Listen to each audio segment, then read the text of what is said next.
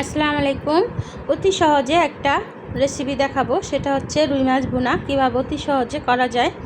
মাছটাকে আগে আমি তেলের ভিতরে ভেজে নিব। ভেজে নেওয়ার পরে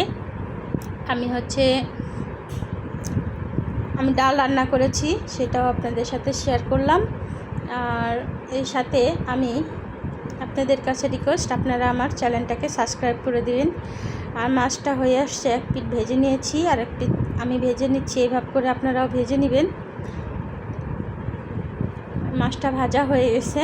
এখন আমি এটার ভিতরে মাছগুলো উঠাই নিয়ে এখন আমি এই তেলের ভিতরেই মশলা দিয়ে দিলাম, হচ্ছে পেঁয়াজ, কাঁচামরিচ আর একটু ফাঁকি মশলা, হলুদ মরিচ সব কিছু এটার ভিতরে দিয়ে আমি একসঙ্গে কষিয়ে নিয়ে মাছগুলো একটু বলক তুলে নিয়ে মাছগুলো দিয়ে দিলাম। তো আমার মাছ ভাজাটা খুব সহজেই হয়ে গেল।